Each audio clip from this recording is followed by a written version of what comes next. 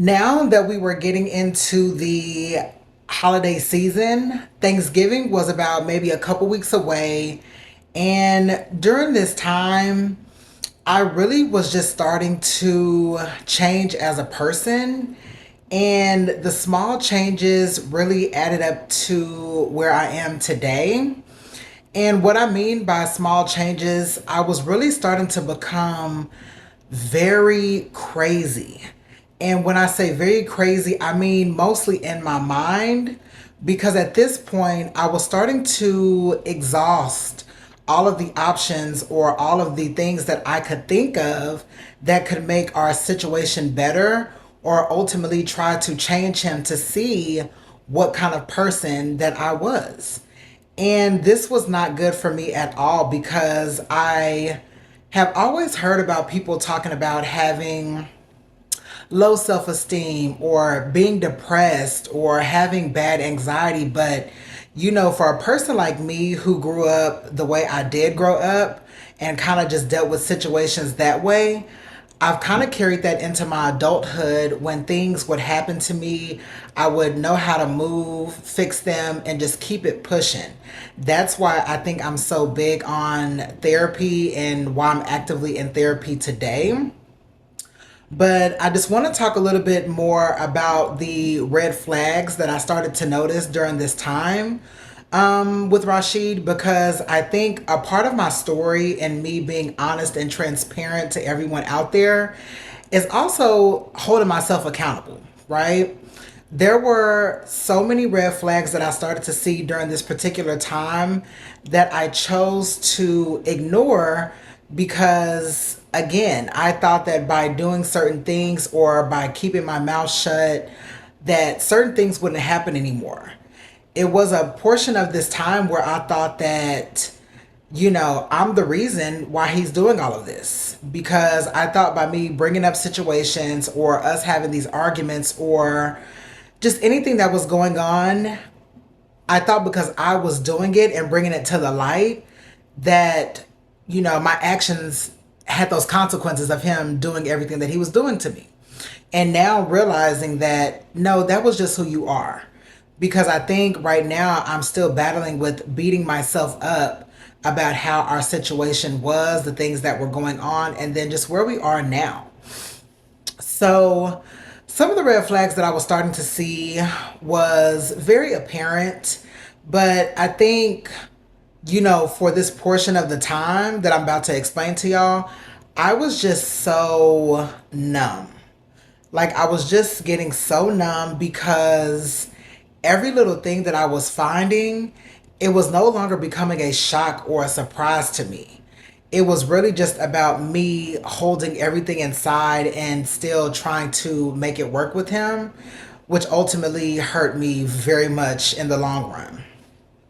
So, talking about a few things, it was one incident where me and him had to both be to work at the same time. I had to go to work a little bit earlier to handle some paperwork and stuff like that. And we were both going to be taking the same train going downtown.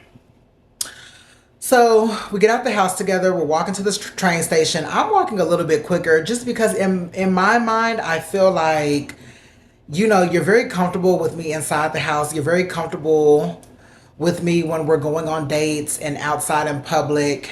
But I just feel like in certain situations where you're confined and you have to actually be a human being, a decent one at that, and speak to me and talk to me in confined places where people, could be staring or whatever, you were not comfortable with that part.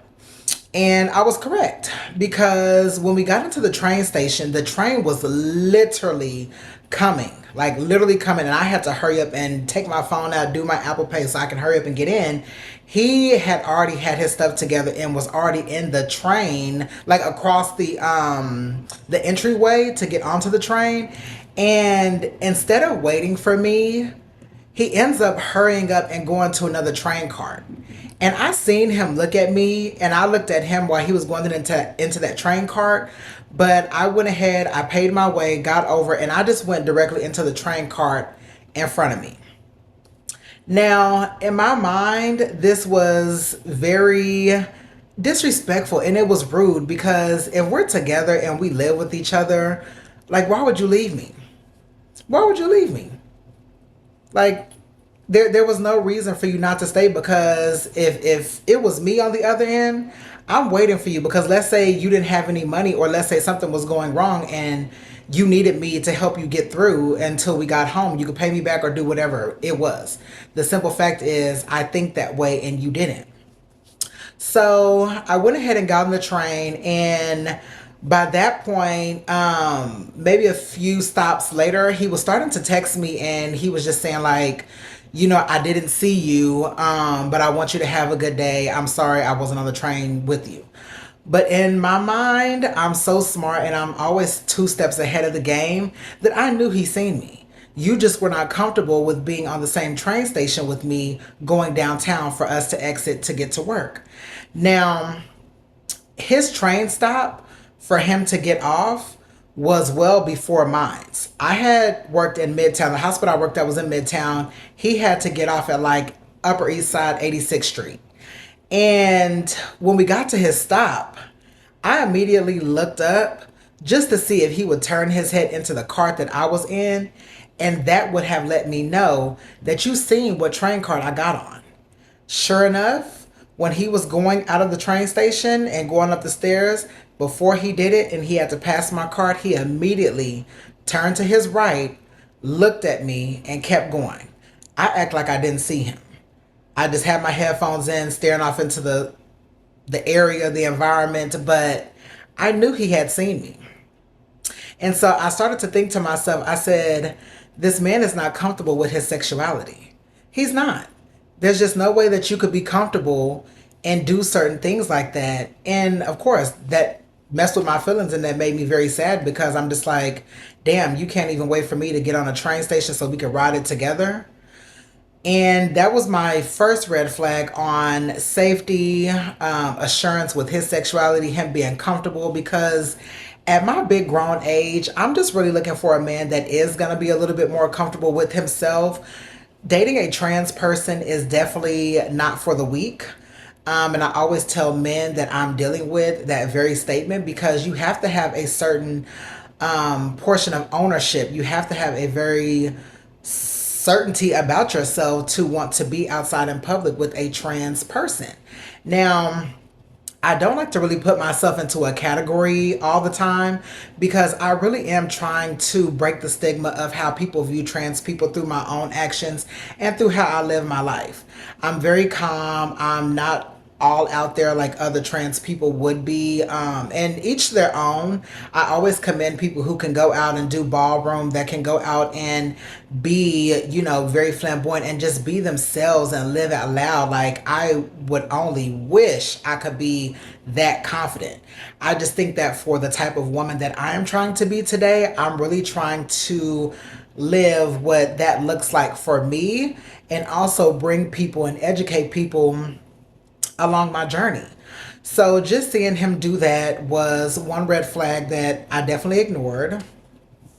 Now, when it came to us being back in the house, he was starting to do a lot of, in my eyes, a lot of weird stuff.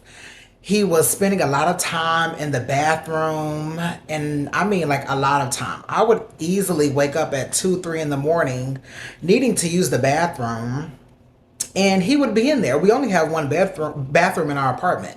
So he would be in there, and I mean, maybe 30 minutes to an hour. And I'm like in the bedroom, just like struggling to hold my bladder to use the bathroom. And at some point, I would just get up and knock on the door and say, hey, are you almost done? And for me, I already knew that that was the time that you were spending in the bathroom trying to text other women, or if you already had somebody in communication, you were taking that time in the bathroom to talk to them or to communicate them. Because sometimes I would hear him leaving like voice notes. I couldn't really make out what the voice notes were, but I would always hear him in the bathroom saying stuff to certain people, or just texting away, or just doing whatever it was that he was doing in the bathroom. And I will let y'all know right now, narcissists love the bathroom. Anybody that is dealing with a narcissist, if you have somebody that is constantly in the bathroom, do your research. They love the bathroom. And when he would come out, I would always ask him, like, what are you in here doing? Like, you're taking so long to come out of the bathroom. He would always be like, oh, just be careful, trying to make it seem like he took a shit. And, just to even play with my intelligence like that was a slap in the face. And like I said, very disrespectful to me because I know for a fact what you're in here doing. At this point, I was training myself to be so good at being a detective on every move that he was making. That way, if I ever needed to bring anything up, I had my ducks in a row. I legit had my ducks in a row. And I was getting so good that I really should have gotten a job with the FBI or the Secret Service because I was literally dedicating all of my time, not sleeping, just to figure out what this man was doing to me behind my back and feeling so comfortable to still live in my house and still treat me a certain type of way. So that was another red flag that I ignored because now you're trying to find alternative ways to talk to other people without me figuring it out. And when it came down to the phone, eventually I just started looking through it, but did not tell him anything. Did not tell him anything. And another red flag that I noticed, one day we were in Target, and this is all around the same time frame. Those couple of weeks before Thanksgiving got there because going into Thanksgiving and everything else, it was just more stuff that was happening. We were going to Target, and I will never forget when we were checking out, I was doing everything. I was putting all the groceries on the belt. I was starting to bag them up just to help the cashier out and doing a bunch of things. And this particular person that we had as our cashier, she was an older black woman, and I just really appreciated her so much for what she told me and Rashid because I think around that time, I just wanted to look for outlets, like whether it was my friends or just talking to my mom, giving them small details, but not really letting them know what the full extent of what my situation was, just so I could have people hear me out and I could feel like I was not alone in this situation because I was starting to feel alone dealing with all of this. So when we were at the end and the lady seen me bagging up the groceries and I was starting to put them in the cart, she said, stop. She's like, stop, what are you doing? She's like, you got a man right here. Let him take care of it. You got a man right here, let him take care of it. And I looked at her and I gave her this look and she could tell. And I just feel like that's with older generational people anyways. She could just tell that something was not right between me and him. And she looked at him and she said, take care of those bags for her. Take care of those bags for her. And he literally took initiative and started helping me with the groceries and everything else. And that's why I hate sometimes being so independent, because when I'm in a relationship with a man, I really just need you to come in and love me and show me what love looks like or mirror the type of love that I'm giving to you. I have my own money. I'm very independent. So I'm not looking for anything monetary when it comes to my relationships. Those acts of service where you are just helping me with the groceries or you just are helping me and making my life easier are the things that are most important to me. So that was another red flag for me. And just going back into the house, going through the phone, I was literally just starting to get crazier and crazier and crazier because, again, my mind could not process everything as quick as everything was happening. And I want to go ahead and insert a few clips of what a typical night looked like for me. That way everybody can have I guess a general senses of what that looked like for me each night. It was always just me doing my regular routine checks, whether it was the dating apps, whether it was the text messages and things like that. I started to create folders of every night that I was going through the phone. And I mean, starting to create folders of every night I was going through the phone. And I kid you not, till this day, I probably have over 100 folders of information that came from Rashid. And with some of these messages, there's a particular one. There was one from a girl that was Kim Possible. I found her on X, again, which was the old Twitter. This was another trans woman that he was in communication with.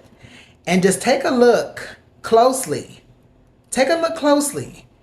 He is telling yet another woman where we live at, and also letting or having communication with her on when he was free and available to meet up or to do whatever he had intentions on doing.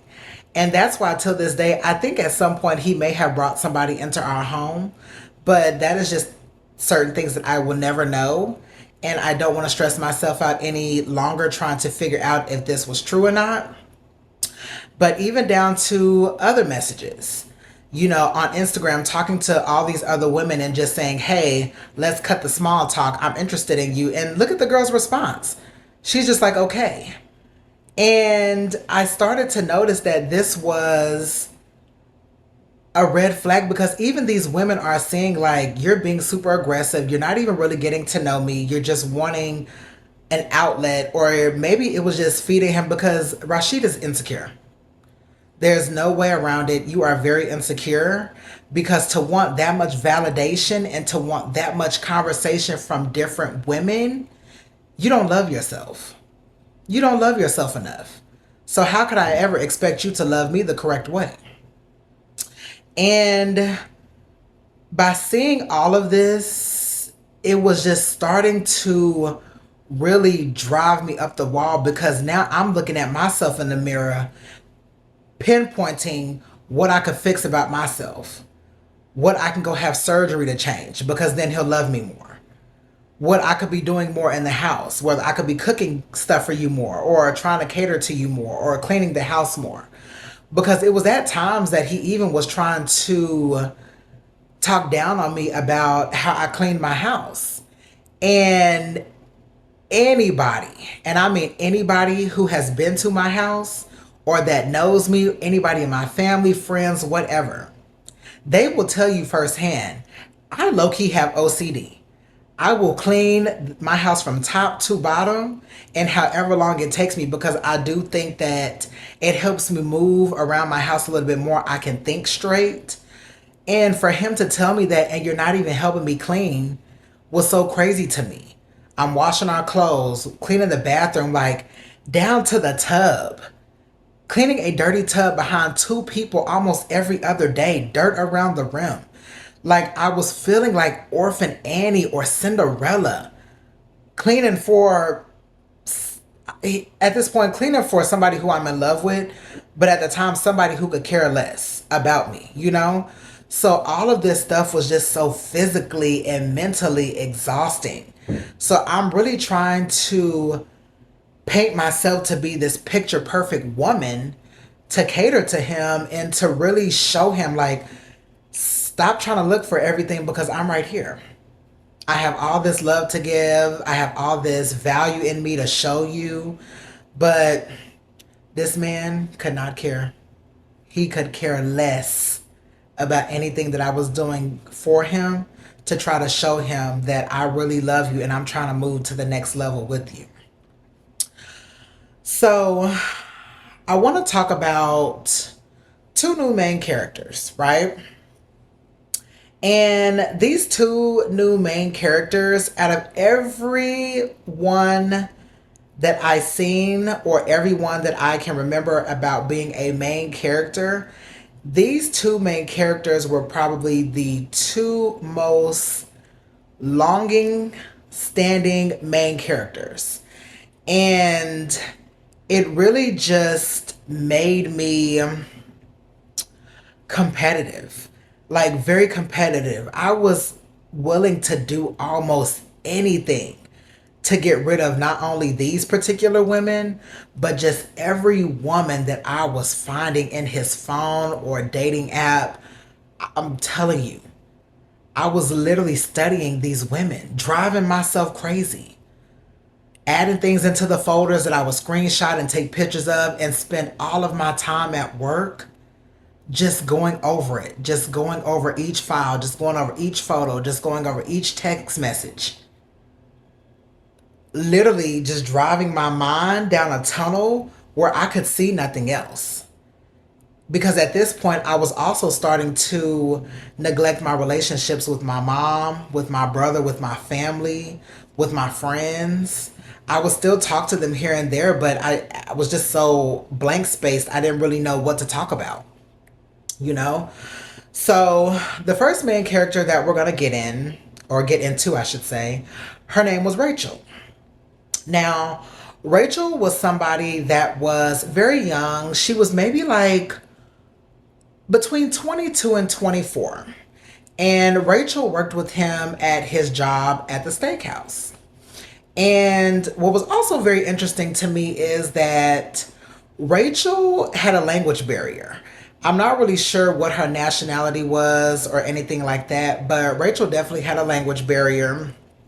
And she was very interesting to me because Rashid is almost 30. So to stoop a little lower than your age bracket to talk to somebody, and the simple fact that she couldn't really effectively speak English without a translator and things like that, it really made me start to look at him a little different, because now you're going for people that are younger than you, that you can manipulate, completely. And so when I would go through these messages every night, I was just seeing it.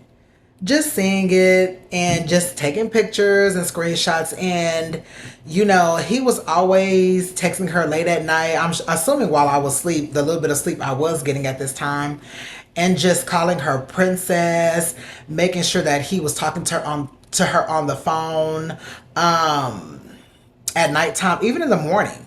Like, even in the morning, telling her good morning, like, I'll see you at work, really getting to know her on a more intimate level.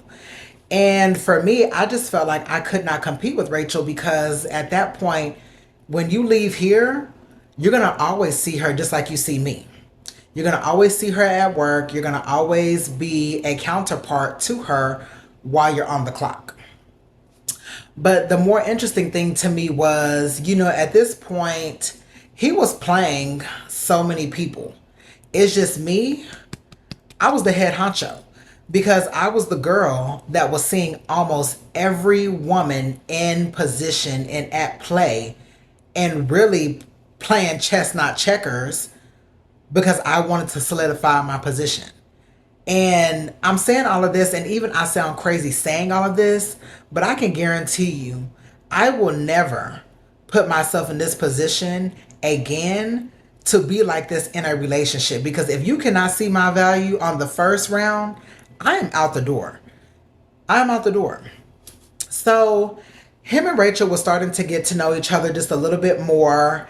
And as I'm going deeper into the messages, him and Rachel are going on dates after work. I was starting to see that he was waiting for her. They were going on breaks together. They were even kissing after work, because I was just reading all of the things that were said before he would get home back to me. And it just really made me feel almost disgusting inside in a way, because how are you able to go and kiss on this girl and do all these things, and then you come back to me, and at this point I'm like a sex doll. Yes, the sex was good for sure, but each time that we're doing it, I'm getting deeper and deeper into a rabbit hole that I eventually cannot come out of.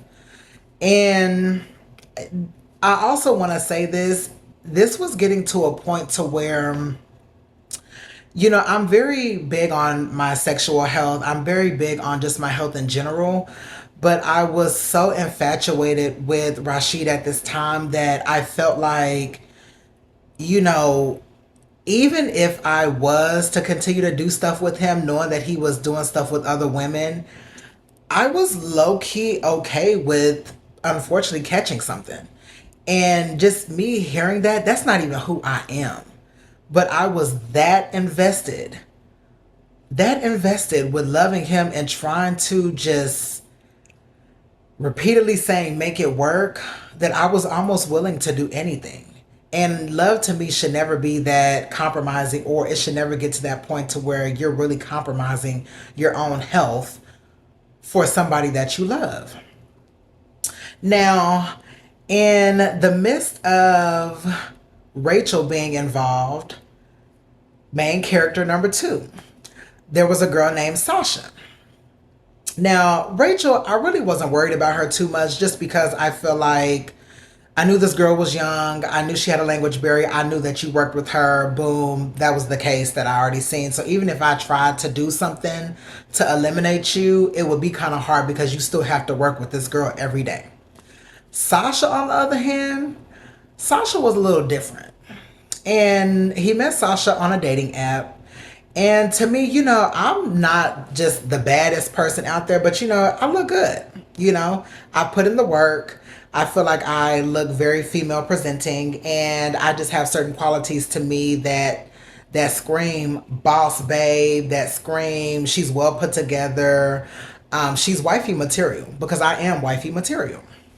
But for whatever reason, Sasha just always, me and her were just like this.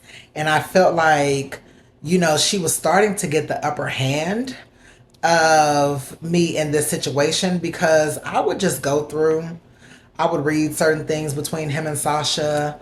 But I just played it cool because, at this point, like I said, I'm playing my position. I'm playing it cool. I'm allowing you to do this stuff to me because I'm in it. I'm in it because for me, I just feel like relationships take work, and no relationship is going to be easy. But there's a thin line between a relationship not being easy and you having problems, than you just being super disrespectful and treating me like shit. And at this point, this man was treating me like dog shit on the bottom of your foot. So, you know, at this time, Rashid was like a drug for me. Rashid was becoming like a drug for me because the same person who is hurting me is also giving me some sort of love or some sort of companionship or some sort of whatever it was that I was needing or looking for in this particular time frame of my life. He was giving it to me. So even though he was hurting me the most at this time, those little things that he would do, that whole love bombing thing, anytime he was doing it to me, he was drawing me back in, and it felt like a high. I can't explain this high, but it just felt like a huge high, and it brought me up to here. And it could have been something so small as him over texting me for the day, or him saying, let's go have dinner, or him just saying, let's go watch TV. Like, just whatever it was. Those little things that he was doing just made me go over the moon and try to reach for the stars. Him and Sasha's relationship was really starting to get a little bit more intimate than what I would have liked it to be. She was either maybe like Dominican, Puerto Rican, Spanish, something of that descent. I could just tell. She had an okay body and whatever. But a lot of the times when me and Rashid would have conversations about, people that he's dated in the past, vice versa, he would always tell me, like, he's going out on dates with these women and they don't really have a lot of personality, right? They look good, but they just can't hold a conversation, or they don't have a lot of personality. And I think that is where my energy came in. Because I'm fun. I'm very fun. I'm very outgoing. I'm adventurous. I love to do a lot of unique, crazy, bold things, especially in relationships, because I do like to take people that I'm dating out of their elements and really get to know them. Because dating to me now, especially, has just changed so much.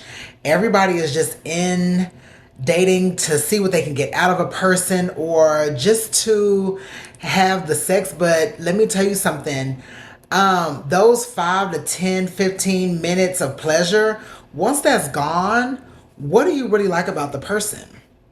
And that's why I also think I was getting so infatuated with Rashid, because I seen more than what he was offering, not only to me, but to other people. He loves different TV shows. He loves different movies. And I always used to tell him, I'm like, if these are the things that you love, why not make money doing them? You know, like go be a movie critic, go be a TV critic. Like let people know why they should be tuned into these shows.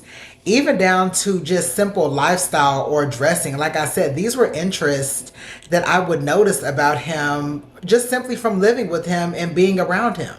You know, why don't you review certain brands or do get ready with me? Like really trying to instill in him that there is more to life than what you are trying to offer, not only yourself, but to these other people.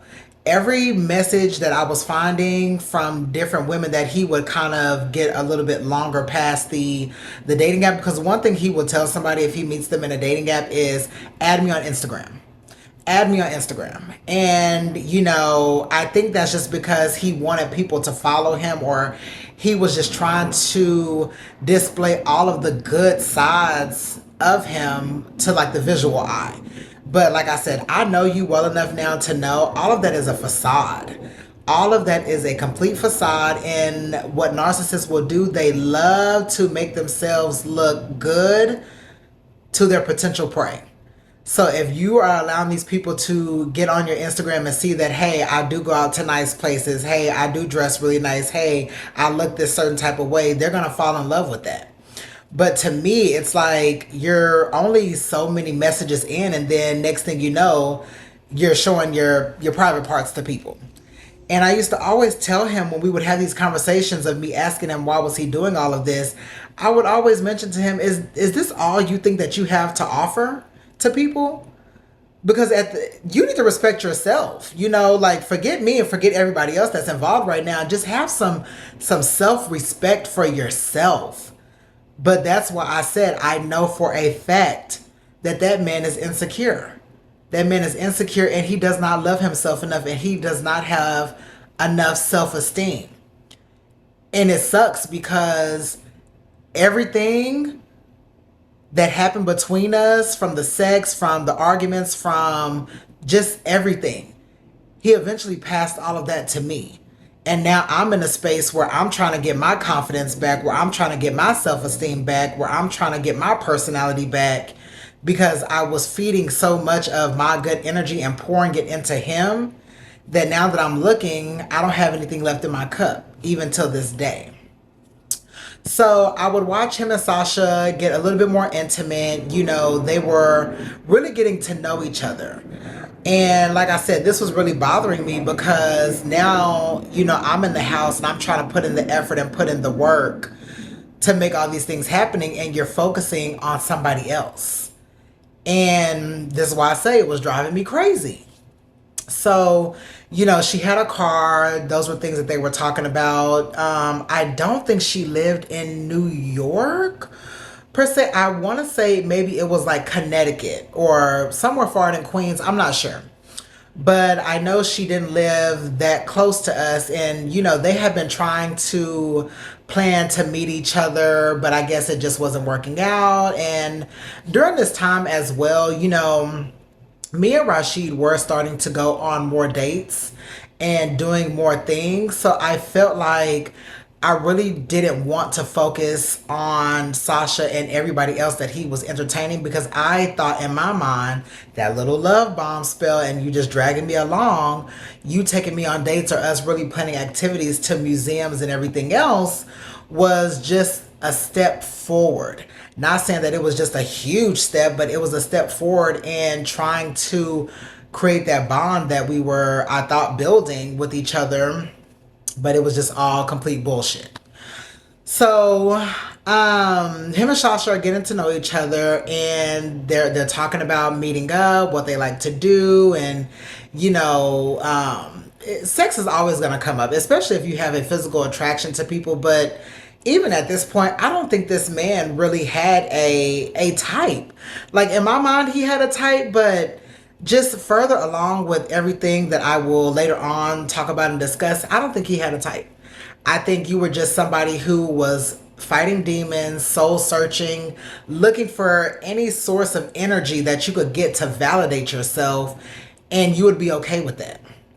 So during this time when all the stuff was coming up with Sasha, I was able to start doing a little bit more research when it came to his social media, right? And I'm talking about Instagram in particular. I was starting to notice certain patterns that he would have, because again, this is me just running my mind, going crazy, trying to just look at every detail in any which way that I could. And I was starting to notice like he would add people, maybe add like 5 people. And I'm pretty sure everybody came from the dating apps, but then maybe a day or two later, 10 people would be gone. And then a couple days later, 20 new people would be added. And then a couple days later, 3 new people would be gone. So it was just a bunch of that. And I feel like that's how I knew he was really shopping the market and really just trying to, again, find stuff that he was looking for, because not all of these women were impressed by what you had to offer.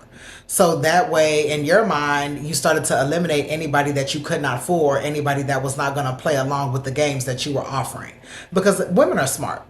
We are very smart. We lead with our intuition. And 9 times out of 10, somebody can tell if somebody is full of shit, or if they're really coming to love you and really court you in the right way. So I was starting to notice a bunch of that when it came to his Instagram. And so I went a little further and I started to see everybody that he was following. So I spent one night just going through all the followers, seeing that, who he was following and see who was following him back. And in the midst of me going through all of his followers on Instagram, I started to notice so many trans women.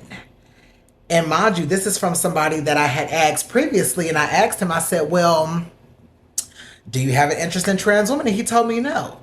But now I knew wholeheartedly that you indeed had interest in trans women.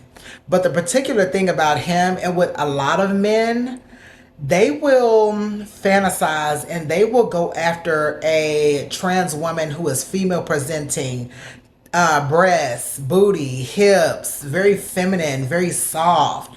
But if it's another person who has not reached that level of appearance or that level in their transition, they don't want anything to do with them. So I could tell what type of trans woman that he was into. And during this whole time, I'm still focused on Sasha, but not too much, because there were other things starting to happen and other things that were starting to pop up in the phone. And on one night, and mind you, again, this is all right before Thanksgiving. So one night I'm scrolling and I seen a message in there from his dad.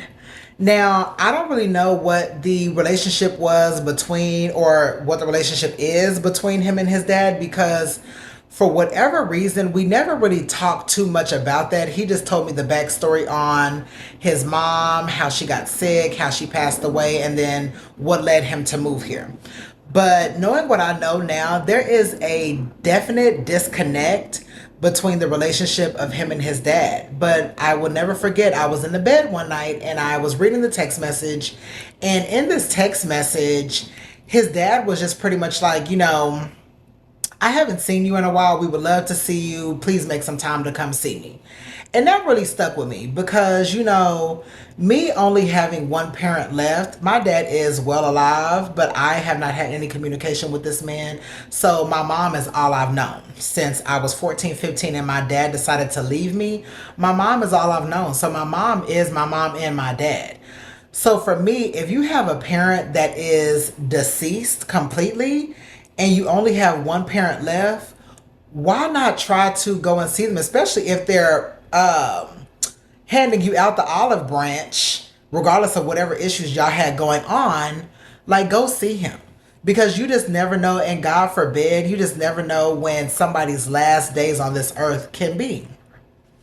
So me knowing that, I started to focus a little bit more on, I guess, creating a safe space for him. Like wanting him to know that I will do anything for you, creating that safe space. Like you can come to me with all of your problems. But again, now that I am where I am, all of the problems that he had, I was putting that on my back. putting that on my back, and it was such a heavy weight on my shoulders that while in the midst of doing all of this, I am slowly declining, like slowly declining and just turning into this person. And, I started to bring it up to him. I'm like, I think you should go see your dad. I think you should go see your dad. Rashid does not have a passport. And me trying to help him with his passport, I used to always tell him, like, hey, I think, at some point you should take some time to go see your dad, kill two birds with one stone. Go see him, go see your family, check up on him. But at the same time, also go in there and get everything that you need for your passport. And so, I kind of battled with him with that because he's like, I'm just not ready. I just don't feel like doing it. It's so far. It was always an excuse. But I was pressing the issue because I think now, the type of person that I am, family is super important to me.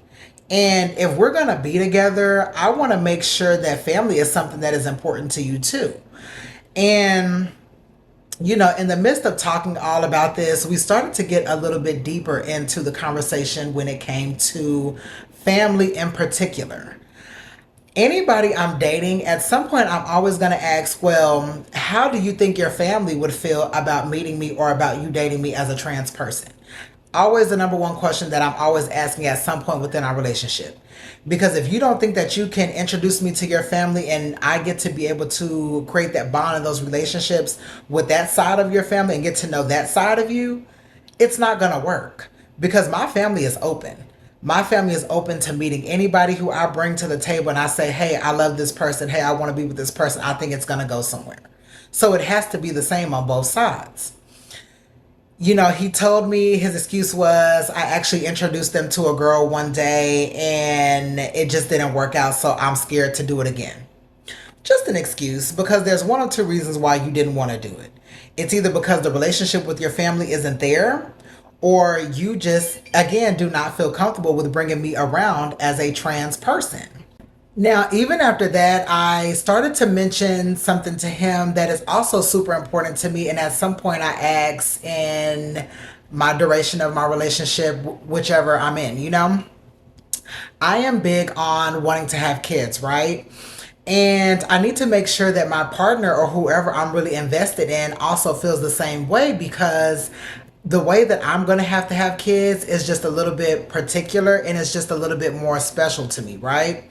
Now, before I had my bottom surgery and really got into my transition, what I did was I went ahead and I collected sperm and I now have it placed in a sperm bank.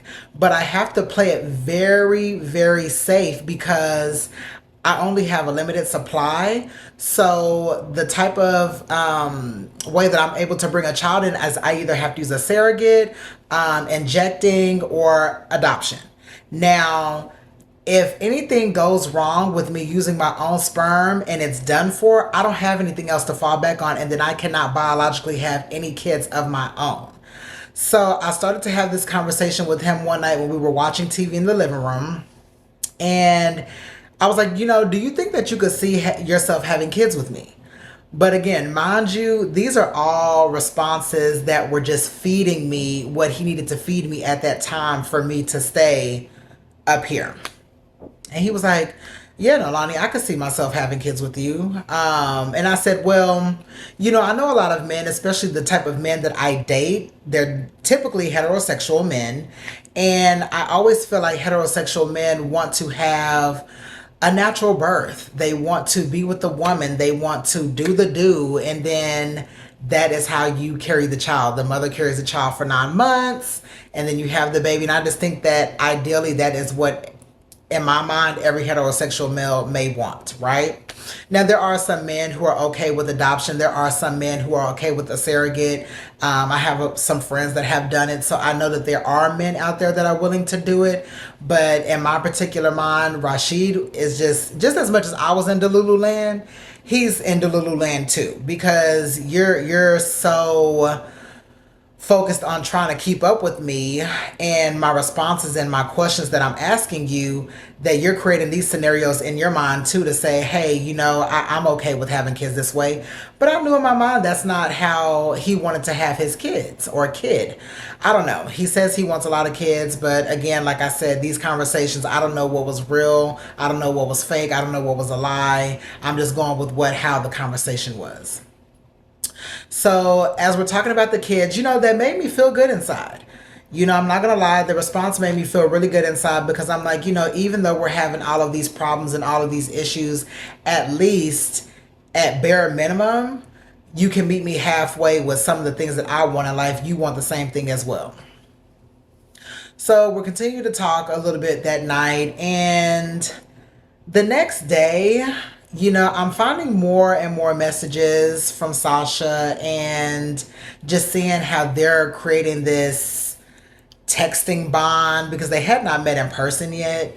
They're creating this texting bond. So I was getting, just a little bit more wrapped up with that going on. Now, slowly, Thanksgiving was starting to approach. And that week, I decided that I wasn't going to go home. And again, Rashid doesn't have friends or family that I know of that he's here connected with. So I'm like, you know what? I'm just going to stay home. I'll spend it with you and then I'll just cook. So that weekend when Thanksgiving arrived, or that week, I'm not sure what day Thanksgiving fell on last year, but the day of Thanksgiving, I had cooked a huge meal for the two of us because I was also having some friends come over because he actually worked on that holiday. So everything was just set up for some of my friends to come over, and then me and him would spend that night together and just, enjoy the holiday together. So when he got home from work that night and he was at the table just eating, something was just very off about him. Like he was just very mopey, and you could just see he just looked very sad in his face. And I've never seen him like that before. So I'm just trying to talk to him a little bit and just saying like, hey, like what's going on with you? He really didn't speak much at that time, but then he finally told me, he's like, around the holidays, I just really start to miss my mom. And, I want to be honest throughout my whole story, like I said before, that really touched me. That really touched me as a person. And despite anything that he was doing to me or what we were going through at that very moment, I threw everything out because I seen somebody fighting something inside them. And it's not my duty to be super save a man. But again, if I'm invested in you and I'm in this relationship with you, I want to make sure that I am comforting you and trying to offer you whatever type of love I have left in me to give to you. And I would sit here and be a liar if I told y'all that that did not affect me in some way. So to see there and see him sitting sad like that, and then him finally telling me he misses his mom and I guess just his grandma and everybody else around the holidays, I resonated with that so much. And I want to talk about something too, because I'm sure a lot of people will continue to ask while you're watching this story, why was I still doing certain stuff for him? Why was I still trying to offer him love and support when he was dealing with all of these things while he was doing stuff to me? And just thinking about Thanksgiving, it brings me back to my grandma, right? When we're younger, you may have been in school and your teacher always asks you, well, what do you want to be when you grow up? Right? We have these different answers: police officer, nurse, comedian, like whatever.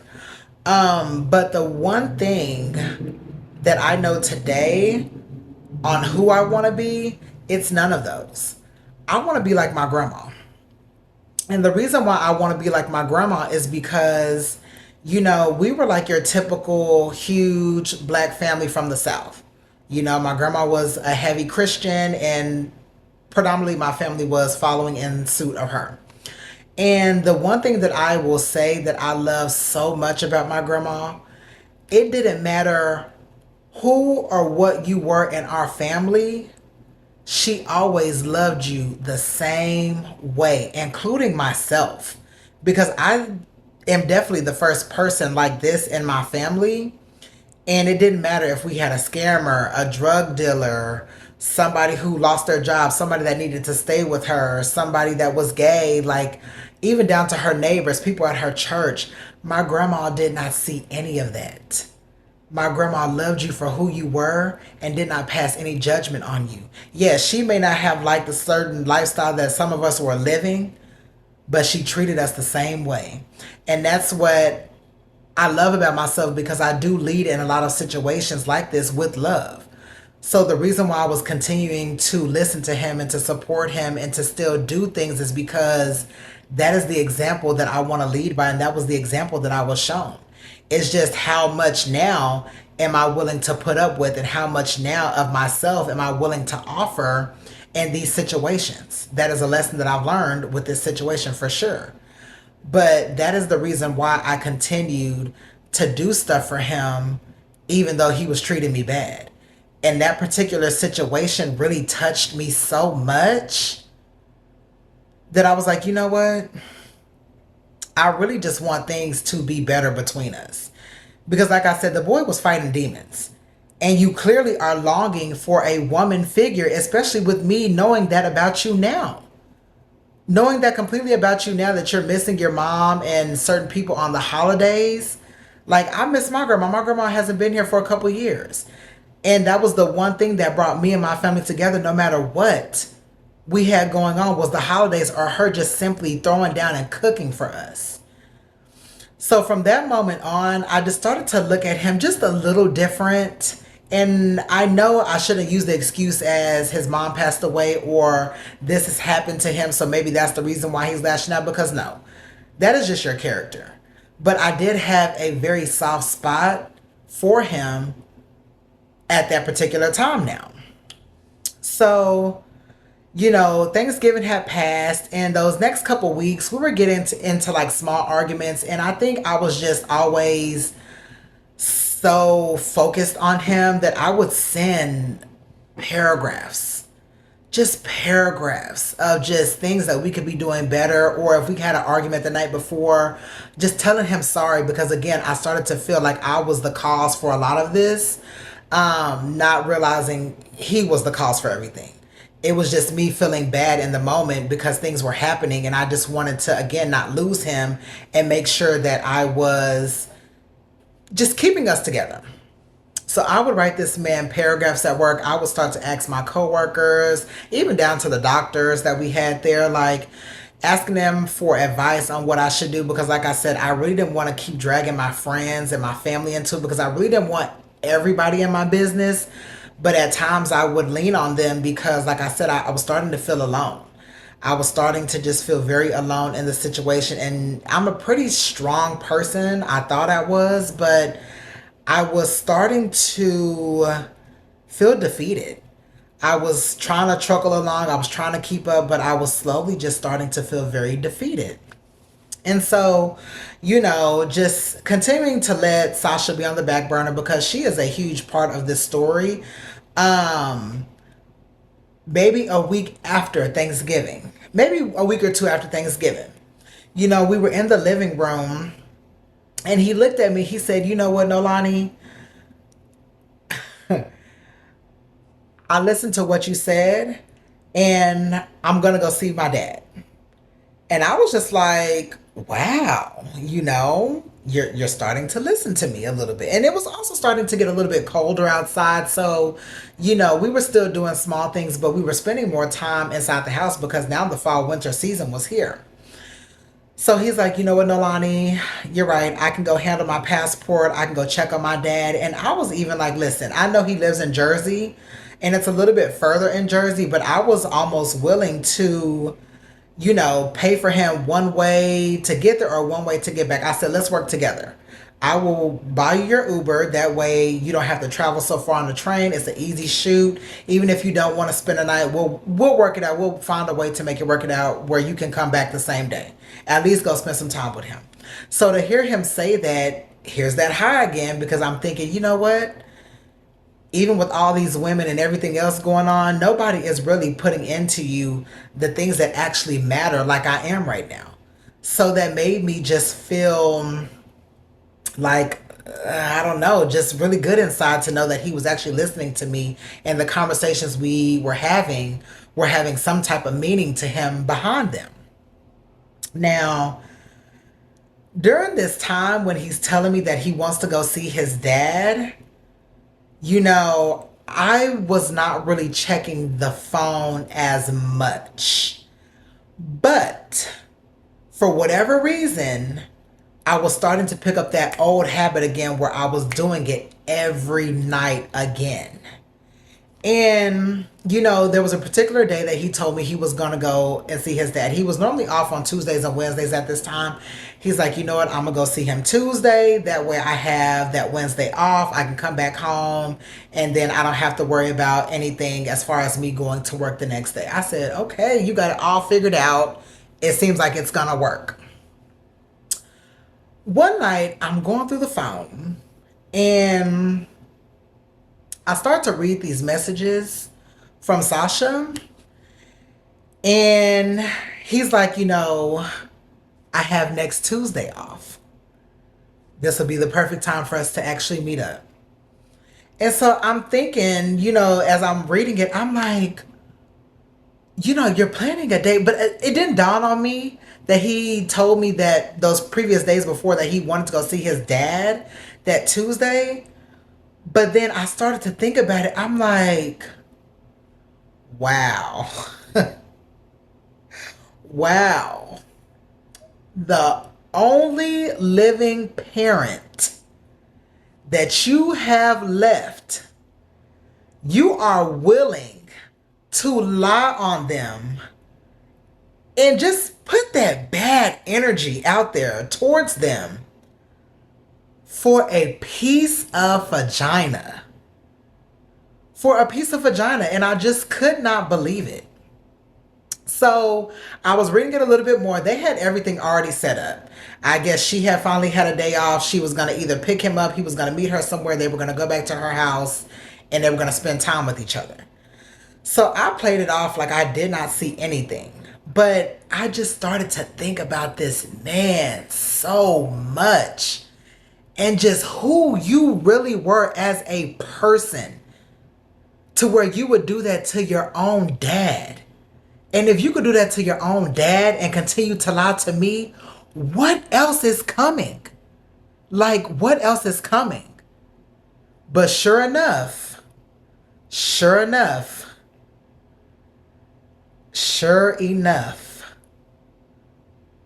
something else was coming. Something was brewing. And I think, y'all just stay tuned for part 5.